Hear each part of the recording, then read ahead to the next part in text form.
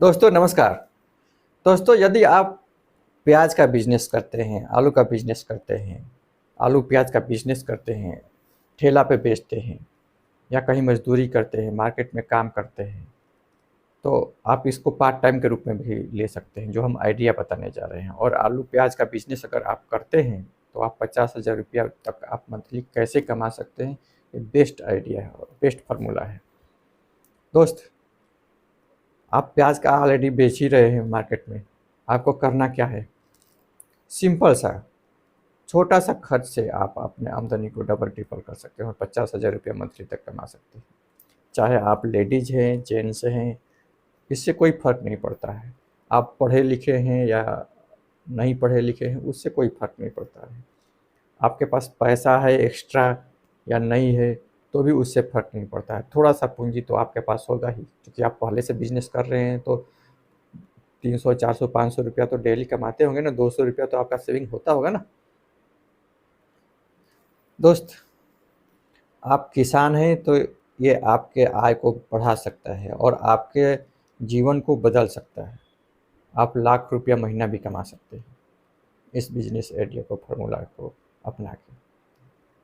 और इससे पहले कि हम बिजनेस आइडिया बताएं, आप यदि पुराने व्यूवर हैं तो 1 मिनट का वीडियो स्किप कर दीजिए। दोस्त, हमारे ही रिलेशन में 3 भाई जवानी में ही उनका स्वर्गवास हो गया, बच्चे अनाथ हो गए।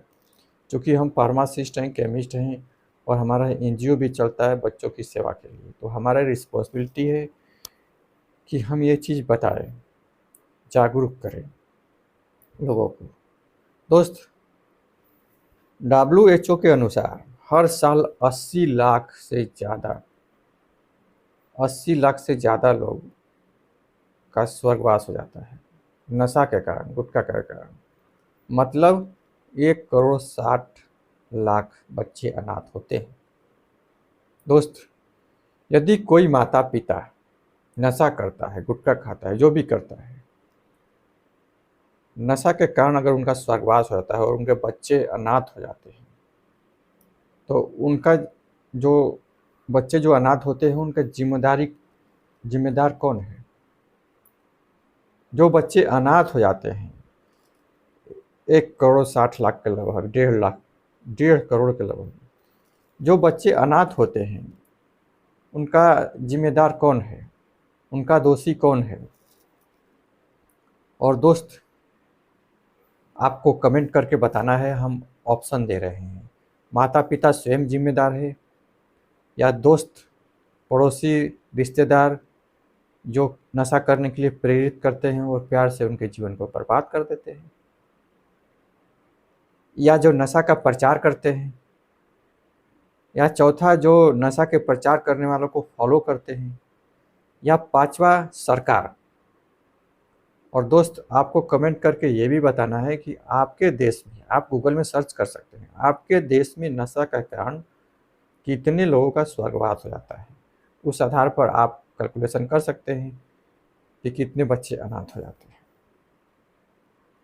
दोस्त, ये बहुत बड़ा प्रॉब्लम है और यदि आप इसको मजाक में लेंगे तो फिर कोई मतलब नहीं है। ये आपका ऊपर निर्भर करता है कि आप इसको मजाक में लेते हैं या सीरियस लेते हैं, क्योंकि बच्चे आपके हैं, पड़ोसी के नहीं हैं। बच्चे आपके अनाथ होंगे तो पड़ोसी आपको कोई मदद नहीं करेगा, 2,000, 10,000, 50,000 फ्री में नहीं देगा। अगर देगा तो ठीक है। दोस्त, यदि आप किसान हैं और आलू प्याज का बिजनेस करते हैं, ठेला पे बेचते हैं, तो आपको एक आइडिया बता रहे हैं। आपको 500, 300 वाली अमेजन पर सर्च कीजिए, चिलर आइस बकेट 300 में आपको मिल जाएगा। और 300 में जब चिलर आइस बकेट लेते हैं तो उसका यूज़ क्या करना है? आप पानी का बोतल रखिए। पानी का बोतल आप रखते हैं तो चूँकि गर्मी के मौसम में पानी का डिमांड बढ़ जाता है, बच्चे, वृद्ध, महिला जो बाज़ार में आते हैं या वहाँ पे जो शॉप बेचते हैं, ठेला लगाते हैं, वो खुद, उनको प्यास लगता है तो घर पे तो जाके पानी पिएंगे नहीं, उनको बाहर ही पानी चाहिए। कुछ लोग ऐसे होते हैं कि वो बोतल का ही पानी पीते हैं बाहर में, नॉर्मल पानी नहीं पीते हैं क्योंकि इन्फेक्शन होने का खतरा होता है। तो डेली अगर 200 बोतल भी बिकता है तो 8 रुपया का अगर मार्जिन मिलता है तो भी 1600 रुपया, 1500 रुपया मान लीजिए। अगर 100 रुपया जो आइस का खर्च निकल गया, बर्फ़ का खर्च निकल गया, 1500 रुपया आप पर डे एक्स्ट्रा इनकम आपको होगा। आपको क्या, ठेला तो आप ऑलरेडी आप मार्केट में रखे ही हैं। आपको करना बस ये है कि ठेले के बगल में एक आइस बकेट रख लीजिए, आइस बकेट में पानी रख लीजिए। आपको भी ज़रूरत पड़ेगा, अभी पी सकते हैं, बाहर जाने का ज़रूरत ही नहीं पड़ेगा। दोस्त, आप 4 महीने में 1.5 लाख रुपए के लगभग बचा सकते हैं। और उस 1.5 लाख का यूज़ क्या करना है, कहाँ करना है, ये हम बता रहे हैं। क्योंकि वीडियो लास्ट तक देखिएगा तो आपको फ़ायदा ही होगा।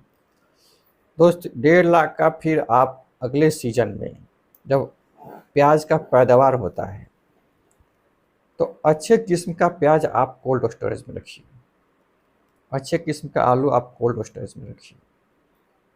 तो जब आप 10 रुपया के रेट से जो आप खरीदते हैं वो 30 रुपया, 40 रुपया, 50 रुपया के रेट से आप बेच सकते हैं। और चूँकि आप भी सेल कर रहे हैं तो आपको ही मुनाफा होगा, डबल तो आपको प्रॉफिट हो ही गए। तो 1.5 लाख का आप 3 लाख रुपया प्रॉफिट कर सकते हैं, 2 लाख रुपया आप प्रॉफिट कर सकते हैं। फिर नेक्स्ट ईयर आप 3 लाख का खरीद लीजिए, फिर नेक्स्ट ईयर आप 6 लाख का खरीद लीजिए। तो 6 लाख अगर आपको प्रॉफिट चालू हुआ तो 50,000 रुपया महीना हो गया। और पानी बेच के जो आप कमा रहे हो अलग, और गर्मी में ही आपका 1.5 लाख रुपया मुनाफा शुद्ध प्रॉफिट लेके आ गया।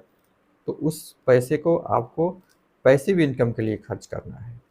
आप पार्लर का दुकान खुलवा सकते हैं या सैलून का दुकान खुलवा सकते हैं, वहाँ से आपको 30-35 हज़ार रुपया पैसिव इनकम बैठे बैठे सोए सोए आपको आता रहेगा। आपको काम करने की ज़रूरत नहीं है, एक कारीगर रखना है, 1 लाख का सैलून का दुकान खुलवा देना है बस।